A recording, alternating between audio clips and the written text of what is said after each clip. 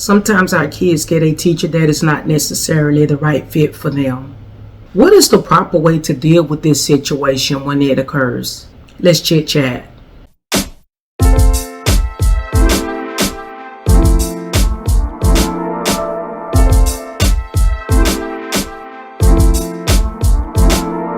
At some point in our child's academic career, there is a great possibility that we will encounter a teacher or two that we do not think is the best fit for our child. We may disagree with a lot of things: the way they manage the classroom, the way they grade the work, if they grade the work. There could be a whole list of reasons that a parent does not think that a teacher is a good fit for their child. Either way it goes, there is a particular way that we should go about taking care of this situation.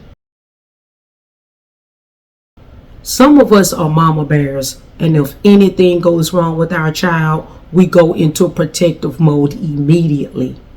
Sometimes we enter protective mode without thinking about the way we are presenting ourselves. There is nothing wrong with being a mama bear, but sometimes we have to pause and think about what is the proper way to handle a situation. It will be most beneficial to us if we treat this as a business meeting. If we are going into a business meeting, a interview, or anything of that nature that is related to business, we are going to make sure that we present ourselves in the best possible way. Because we know that if we do not present ourselves in a certain type of way, we're not going to get that job. We're possibly not going to get what we want to get accomplished. This entails making sure that we are presentable. Your appearance is the first thing that will be noticed when you walk through the door and approach that teacher or that administrator. And immediately, whether you agree with it or not, it is going to give that individual an idea of how serious they want to take you. Therefore, when you go to your child's school, represent. And don't forget, you are representing your child, and that teacher is going to form an opinion of your child based upon their idea of you.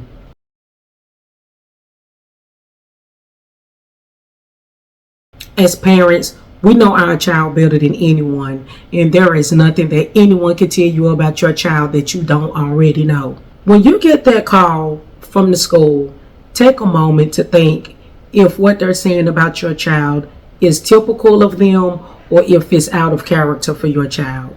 If you see them do it at home, if they say it at home, then it wouldn't be too much of a stretch if they're saying that they're doing it in school. If what they're saying about your child is true, because you know this to be true of your child, your first goal is to see what you could do to prevent your child from getting a stain on their record. In most instances, when a teacher calls a parent, it's really a form of a warning. Because in the event that a child is referred to the principal for recourse, they're going to be asked if contact was made with the parent. So when you are getting that call from your child's school, this is more than likely a warning, unless it is an extenuating urgent situation that has to be handled. This is probably the step that is being taken before it gets to the principal. The way you deal with this situation is greatly going to determine if that teacher is going to be willing to work with you in the future. Unfortunately, some parents give the I don't care attitude, or they take offense. Some parents blame the teacher, and the teacher is left dealing with a situation that they tried to reach out to the parent to get assistance to help them with, but it didn't work. So they have no choice but to write the child up in the future so that the incident can get resolved. That's why it is in your child's best interest for you to handle this situation in as amicable and a professional manner as possible. If you give the teacher your word that you are going to deal with the situation, please deal with it. Because when the child comes back to school the next day and the behavior hasn't changed, that is also going to be an indication to the teacher that you didn't keep up with your end of the bargain, and therefore they're going to be more inclined to refer the child to the principal in the event of another situation.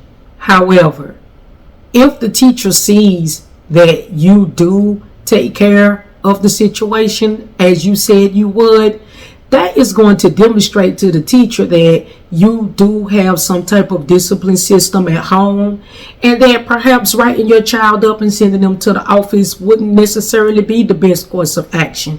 And they will, instead of reaching out to the principal, reach out to you. And that is what we want. We don't want our child's educational record to have a stain on them. And I think it is important that you know that a child's discipline record follows them from kindergarten all the way up to high school. So a principal at whatever school level will be able to look back and see the discipline patterns and issues that your child has experienced over the years, and that is going to give them an indication of your child, and they can use that to make a determination or form an opinion about your child's behaviors.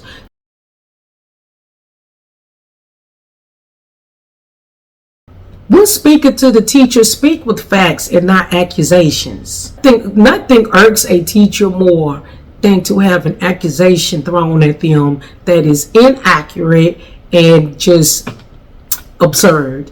Me personally, I always took offense when a parent insulted my integrity and my character. Those were my big no-nos. I did not appreciate that. Made me just feel like I don't even want to. Now I'm finna bang the gavel. It's over because I worked too hard and I gave too much and I just didn't like it. So we want to be certain that we're not throwing false allegations and making accusations against a teacher that we don't know if it's true or not.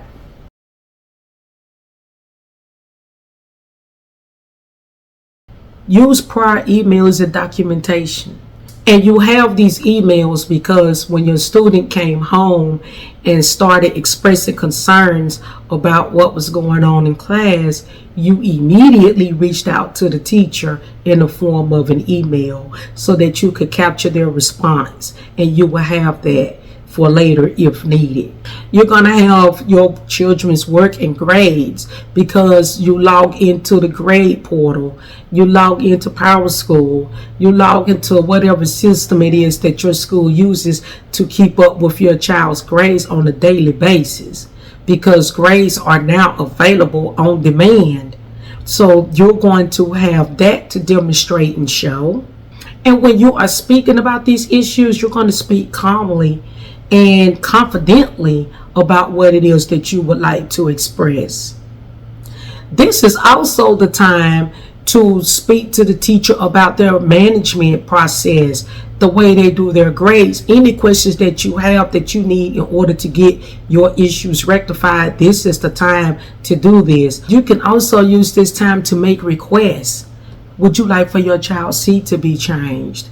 What is it that your child needs in order to help them to get what they need to get done to function? This is the time to have that conversation with the teacher. But we need to make sure that we are calmly having the discussion.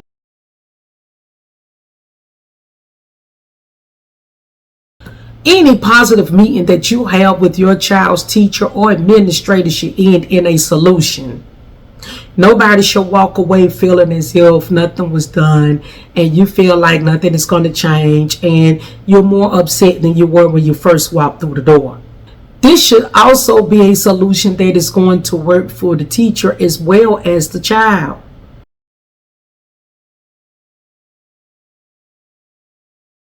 At the end of the day, the role between parent and teacher is that of partners. If you look at your child's teacher as a partner, the person that is there to help you when you're not there to help your child, you will be putting yourself in a position to have an advocate in your absence that is going to make sure that your child is reaching the goals that you have set for them. Both you and the teacher want what's best for the child. So if you are working together, it is your child that's going to come out on top. If the child between your child's teacher and you is not one that is solid, your child is going to know, and they're going to be able to use that in order to work things out to their benefit.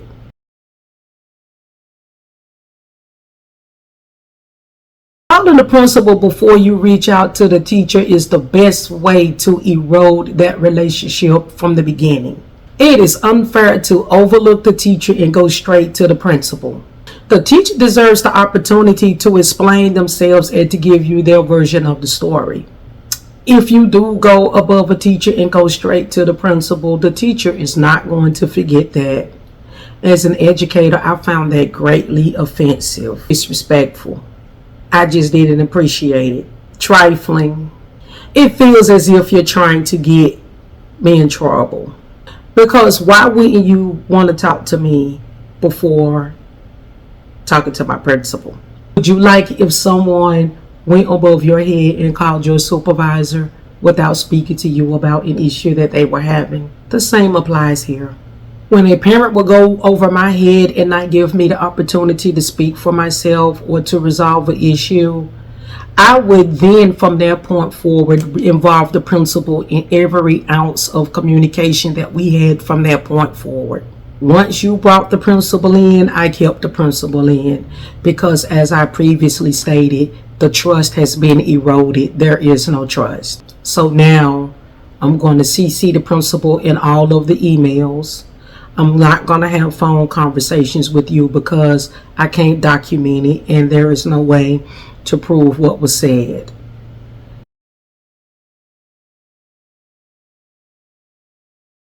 There are some instances, however, where the principal does need to get involved. And that is once you have tried to fix a situation with a teacher and it's just not working.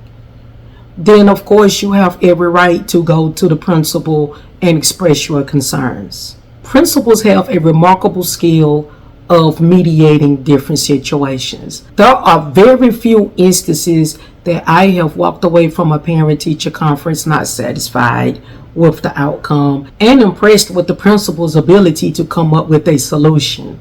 But what you should not expect from the principal is to reprimand the teacher in front of you. I have seen parents get upset because the principal didn't say anything to the teacher while they were in the meeting, and the principal isn't supposed to.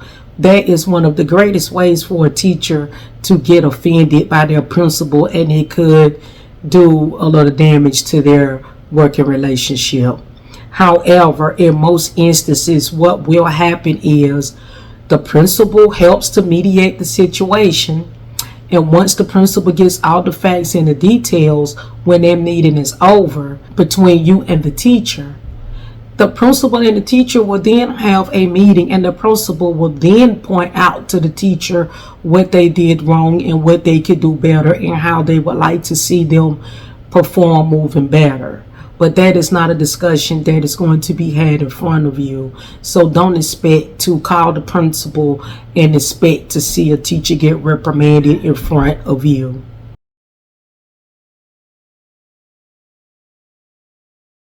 Lastly, it is important to hold your child accountable. If your child has played any negative part in any of the activity that is going on, it is important to hold your child accountable for their actions, because when you reach out to the principal or when you reach out to the teacher, they are going to be held accountable for their actions. So it's only fair that your child is held accountable for their actions as well.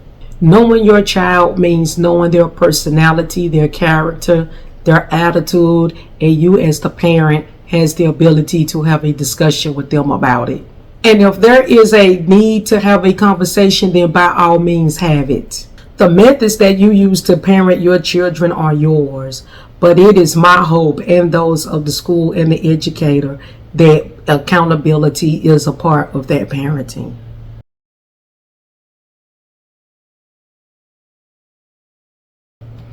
After the meeting, have a follow-up with the teacher. Send the email. Ask them how is the situation going. Has there been any improvement? And if there is anything that you need to do, the teacher will appreciate that you checked in on the situation. And again, As previously stated, if the teacher feels that you are there and you care, then there's really no need for her to involve the principal in dealing with your child. I am by no means saying that the teacher is going to be right in all situations. I'm just saying that the teacher is not always wrong. Liking your child's teacher is not a requirement.